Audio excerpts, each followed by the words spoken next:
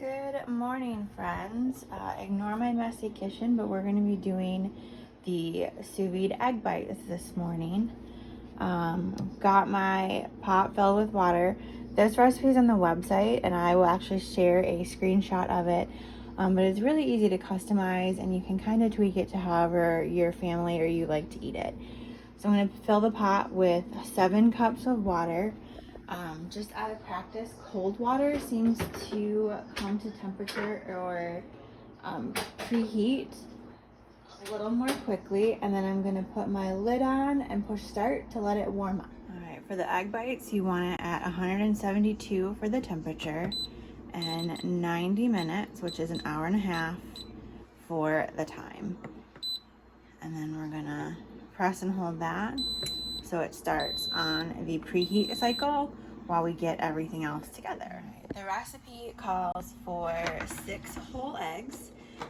This is actually 3 whole eggs and 4 egg whites. The recipe for the potatoes we had yesterday used 4 egg yolks, so I saved the whites in a Tupperware bowl so I could do those. Then I just plan to do this tomorrow on a splash of milk. The recipe also calls for cottage cheese. Anyone who knows me knows I'm not down. You can also switch out for whole milk. Ours happens to be skim milk. I've heard some good luck with ricotta, that sounds pretty interesting. But I'm just going to whisk this up and get it ready to go. Got that ready to go, and then have our egg bites mold. You can definitely use this for more than just eggs. I'm planning on using it for more stuff later today. And then I've got, this is the old kitchen spritzer, but there's a remodeled kitchen spritzer. With eggs being sticky, they do recommend you either take a brush and like paint with oil or spray. This I did the first time and it worked pretty good. So we're gonna coat the inside of all the wells with a little bit of, this is just regular canola oil in the kitchen spritzer. And those are now sprayed. So now I just have a big old tablespoon, and I'm gonna scoop the mix of eggs into each of the wells. You don't have to do it like this, you can just pour it. I like to make sure that they're even. I'm weird that way, so I'll show you that in just a second. All right, I got these filled up. You can see they're pretty level, and I am nothing if not predictable, so I've got some ham cubes and some cheddar cheese. Kind of sprinkle a few in each bite. There's a rack that comes with this, so you can get it in and out of the cooker easily, and then the lid. And again, you can use this for way more than just eggs. I'm planning on taking these for breakfasts this week, but I like something sweet with breakfast too, so I found a recipe for pancake bites that I thought would go well with these, like 2 or 3 egg bites and then a thing of the pancake bites with each one. That way you got a little something sweet. So you're gonna try not to overfill the wells. Did I get everybody? I think I did. You could use one more. And then I'll sprinkle the cheese in as well. And again, keep it all within the well so it melts nice. And then as soon as we're preheated, which I think we're getting close, the preheat does take a while, but that is intentional. It comes up to that temperature, essentially low and slow, because that's how it's gonna cook. So how sous vide cooking works is it brings the water to a certain temperature, and then it cooks the food to that temperature over a certain amount of time. So nothing is ever overcooked. When you're doing this for like meats, if you set it to however you like your meat done, that's as high as it's gonna go. So I believe, I think like a medium rare steak is about 135 for the temperature. So it will cook it to that 135 in however much time you choose for it. I think 2 hours is pretty standard on meat. And then it will be perfectly cooked to that temperature. For meats, you usually are gonna wanna sear it to get that crunch and to get that flavor. It's not always the prettiest when it comes straight out of the sous vide. It's kind of got that gray color, but that's because it's cooked low and slow.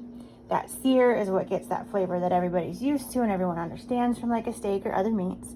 But you could certainly eat it straight from there. It's just not the prettiest. All right, it takes 2 hands to get the lid on, and we'll see in a bit. And lid is on. It's nice and sealed. Now we'll just wait for the multi-cooker to sing to me and tell me that she's ready for me to put these in. Okay, so it beeped and switched to add. I put them in there because that takes 2 hands, and hopefully I can get the lid on with 1.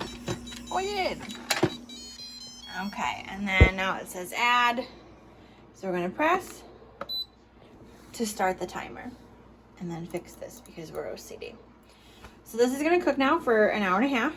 When it's done, it'll sing you a song. I mentioned my last sous vide video, but every 5 minutes it'll play like a be-do little notes, and then it will vent. Because while this is not a pressure, this isn't a pressure cooking method, perfect timing. Since this is not a pressure cooking method, it doesn't need to come to any certain pressure, but obviously steam and boiling water or hot water creates pressure. So it does that every 5 minutes. See, it let itself back down now. So there's not additional pressure created in there. And it does that little beep beep, so you know that it's about to make some noise. You can turn that off. For me, it actually fades into the background pretty easily, so I'm not too terribly worried about it. If I was doing like a big cook of meat that was going for like 8 hours, I might turn it off. But for the sous vide egg bites, it really doesn't bother me enough to worry about turning it off right now.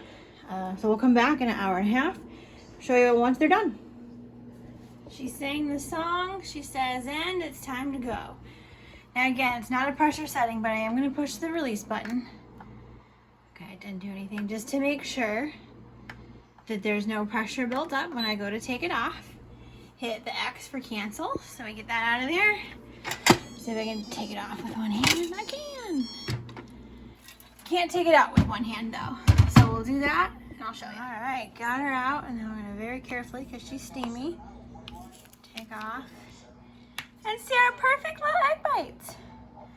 Gonna let these cool for a second, then I will pop them out. Full disclosure, you are not gonna see the end of the egg bites because I dropped them. In the process of trying to flip it over to get it out onto the plate, it was hotter than I thought it was, and yeah, I dropped them. Thankfully they landed on the plate and the counter, but the cute little egg bites that they're supposed to be were a hot mess. So look to the picture in the recipe guide for that. But yeah, I dropped them.